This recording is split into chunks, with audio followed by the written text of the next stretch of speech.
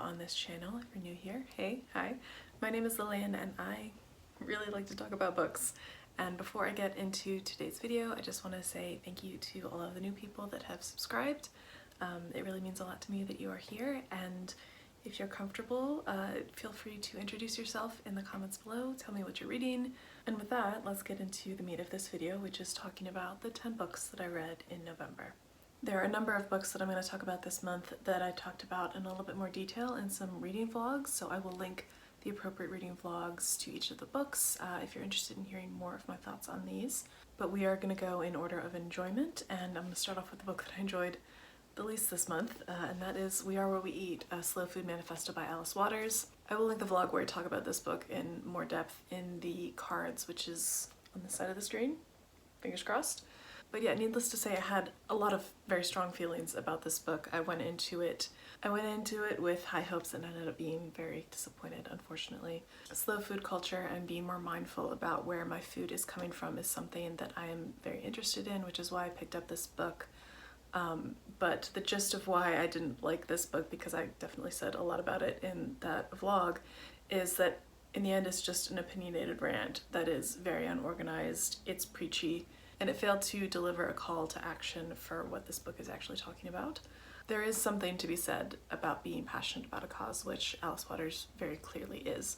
But when your supposed call to action provides little to no guidance for how to actually implement some of the things that you're talking about, how as a reader you're supposed to take on this new information and start from ground zero in implementing it in your life.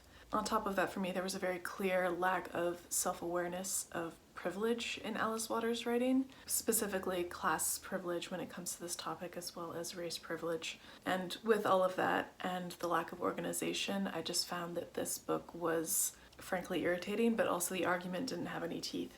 Waters fails to provide entry-level tools and initial action steps in this call to action, while at the same time looking down her nose at people that have not already adopted slow food culture, which just comes off as being very exclusive and snobby. Next up, we have a book that I ended up finishing in one sitting last night, and that is McGlue by Ottessa Moshfegh.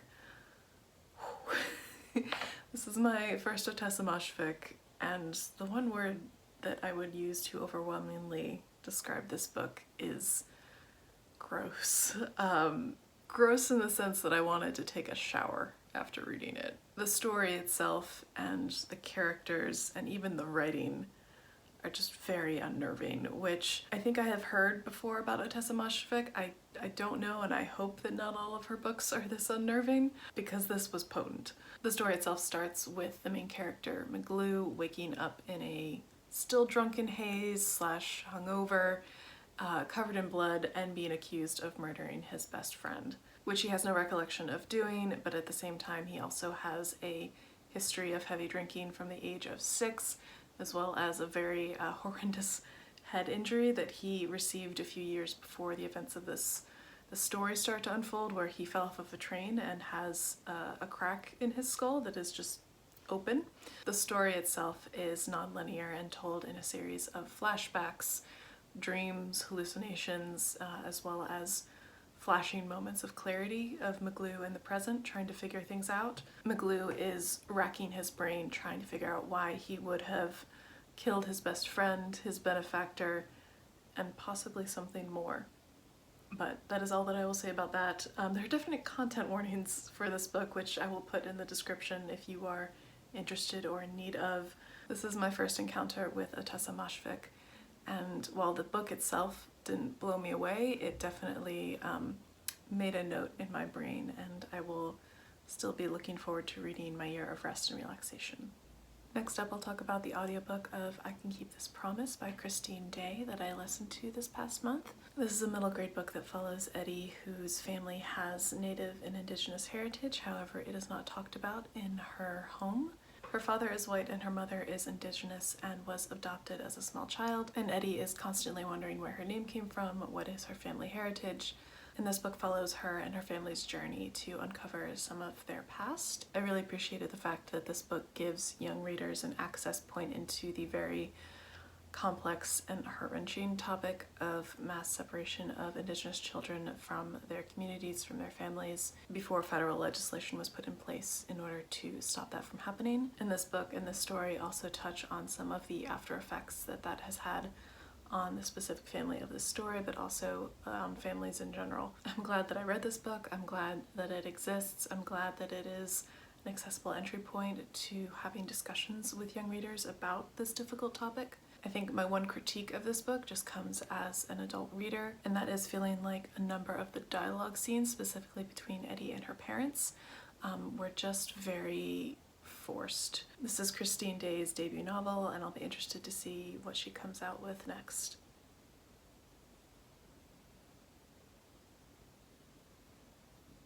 Next up, I'll talk about the biography that I read this month, and that is The Flight of Redbird, The Life of Zitkala Ska, and this is by Doreen Rappaport. My thoughts on this book and my enjoyment level of it are by no means a reflection of how interesting this woman's life was, how important this woman's life was. There are just some parts of the construction of this book that I was not as much a fan of. So let's get into that. So Doreen Rappaport is a white author, a white writer, attempting to recreate parts of Zitkala Ska's life. There are alternating narrative chapters where she writes from the perspective of Zitkala Ska, and then there are some chapters that are more information heavy, more biography based, and that format just felt rather jarring to me.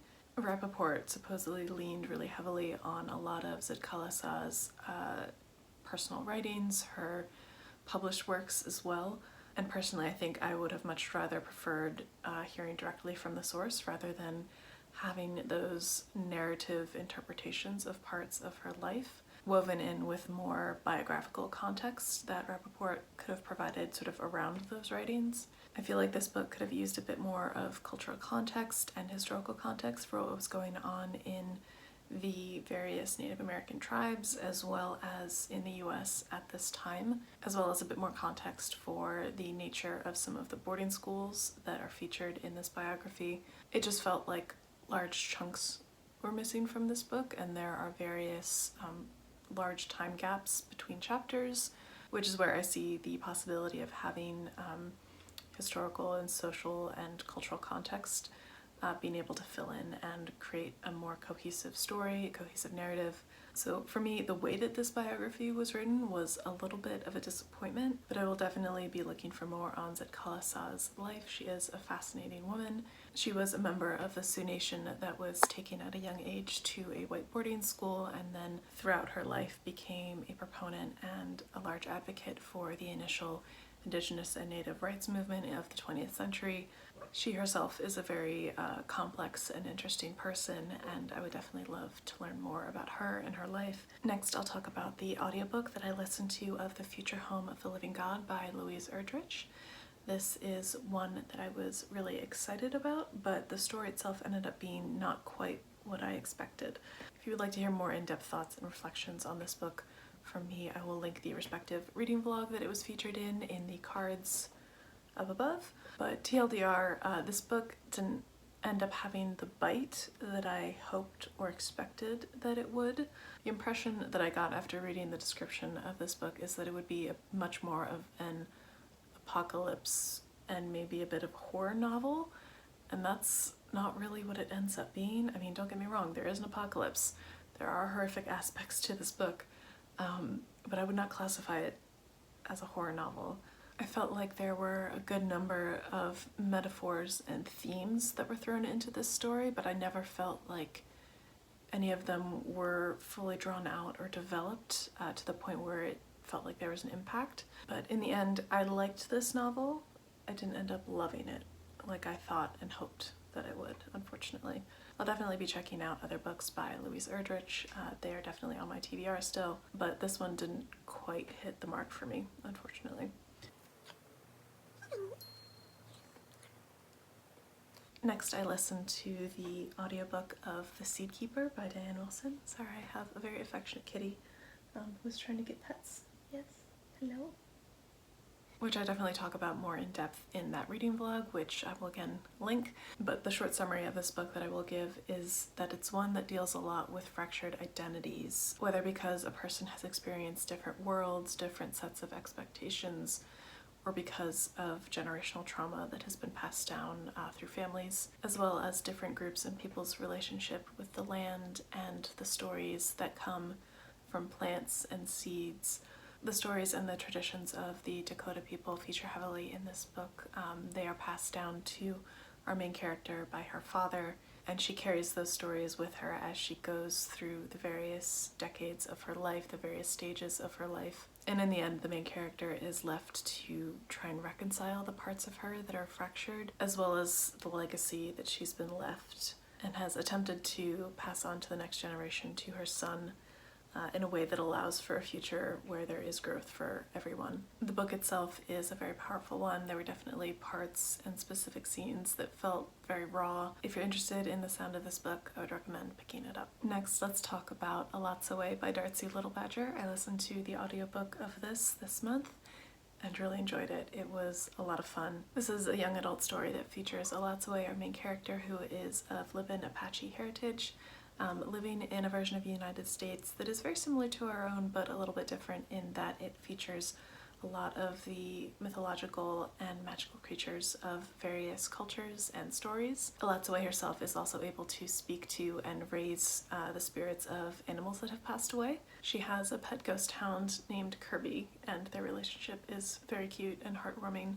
The story itself starts off when Alatsaway's cousin is found dead very suddenly, and she has a sneaking suspicion that there is foul play afoot, but the police are not investigating. So she and her family and friends get involved and try to solve the murder of her cousin. This book was definitely a bit of a wild ride. It was a lot of fun.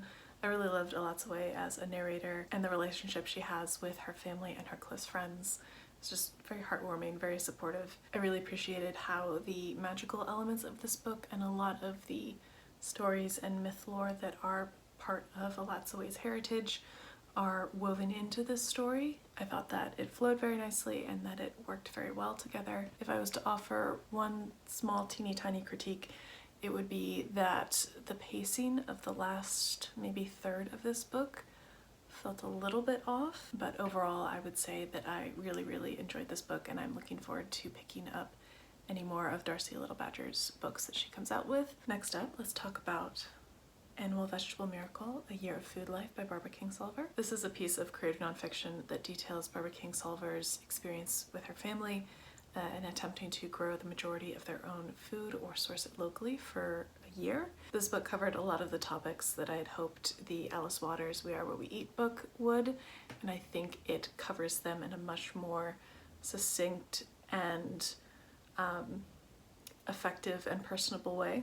Each chapter covers a month of the calendar year and some of the anecdotes from that part of their year, as well as talking about the widespread context for why they as a family decided to make this decision and go on this journey together, talking about the state of industrial farming and the impact it has on the ecosystem as well as our own nutritional health. This felt like a really nice balance of very funny personal anecdotes mixed with hard-hitting statistics, mixed with some very cozy recipes and reflections from her oldest daughter as well as her husband. This book came out in 2007, and I believe that there is a 10-year anniversary that came out that I would like to check out to see. I think they added maybe another chapter or two with 10-year on reflections. I think they continue to do this project in some part. I don't think to the same full extent that they did the first year, but they definitely grew accustomed to the lifestyle that they started to create during this year of growing the majority of their own food. This was just a really lovely read, and I would highly recommend it. The next two books that I'm going to talk about are both by Joseph Brochek, who is a member of the Abenaki tribe, and he is a very accomplished storyteller, poet, author, and scholar of indigenous cultures. And the two books that I read by him were both middle grade books, and I really enjoyed both of them. The first one I'll talk about is Peacemaker, which I picked up from the library recently on a whim as I walked in. It was on one of the displays, and I had just finished the other book of his that I'm going to talk about and had really enjoyed it. I wanted to pick this up as well. But this book features a very prominent story within the Iroquois culture of the peacemaker, and the story itself is seen through the eyes of a our young narrator, our young protagonist. Hello, honey. The story of the Peacemaker takes place about 1,000 years before contact with European colonizers, which, just as a side note, I don't think I've ever read any stories that feature the Americas pre-colonization. So this just felt very special and I really enjoyed reading it. But during this time period, the 5 original Longhouse nations were engaged in constant fighting, constant raiding, in disagreement with each other. And then the story goes, there appeared this figure that is named the Peacemaker, and he was seen as a messenger from the Creator, come to preach a different message of unity, of peace, of working together as opposed to constantly being at each other's throats. As a result of the Peacemaker, the Iroquois nations formed what is known as the Great League, which is held up as a model for the US Constitution and as a model for US democracy. It was very much admired by a number of the founding fathers. Joseph Brochek features a number of the main legends of the Peacemaker in this book through the eyes of our young protagonist, Akwaku, who has experienced firsthand a lot of the violence and disruption that is going on in the world at that time. The story opens with the capture of one of his best friends, and throughout the book he is wrestling with this grief and this anger and this desire to enact revenge for this best friend that he's lost. I'll say it again, I really enjoyed this book and I really appreciated that Joseph Brochek wrote this story for a young reader and features a protagonist that is struggling with these larger concepts of making the decision to move forward with peace as opposed to enacting violence and revenge when that has been enacted on you or those that are close to you. And then the other book by Joseph Brochek that I read, which I guess is technically 2 books because it was a bind-up duology audiobook of The Legend of Skeleton Man and The Return of Skeleton Man by him. I listened to the audiobook of this and it was just a very wonderful, supernatural, spooky read. It again is a middle grade story that features an Indigenous protagonist, and our protagonist is Molly, and her parents all of a sudden go missing one day and she is placed in the care of a supposed uncle who she has never met and makes her very uncomfortable. Molly ends up relying on a number of the Mohawk legends and stories that have been told to her by her father, which have given her a strong sense of self and purpose, which she is then able to rely on, as well as some of the information passed down in these stories in order to find and reunite with her parents, as well as defeat the Skeleton Man. In both of the books in this duology, there are some really lovely and heartwarming relationships that I really appreciated, particularly the level of trust between our protagonist Molly and some of the adults in her life, her teacher and her parents, where Molly is believed when she says that something is wrong or something is bothering her, and the adults in her life act as allies and a great support system to do their best to help her get through what she's going through. I'm not usually one for horror books, but I think that because this was a middle grade supernatural horror book, it was the perfect level of spooky for me and my scaredy catness. But overall, both of the books in this duology are so much fun. I really enjoyed the reading experience of this, and I'll definitely be checking out more of Joseph Brochek's work in the future. And then last but not least, my favorite book that I read this month is Without You, There Is No Us, Undercover Among the Sons of North Korea's Elite by Suki Kim. This is incredible. It's a memoir of Suki Kim's time going undercover and teaching in North Korea. Suki Kim herself was born in South Korea to Korean parents and eventually did immigrate to the United States and grow up there, but she definitely has a lot of family history and ties with Korea and the after effects of the Korean War. This book is overall just beautifully written, and Suki Kim really expertly weaves in her own personal reflections, her family's history, the history of the country, and the after effects of the Korean War with her experience in teaching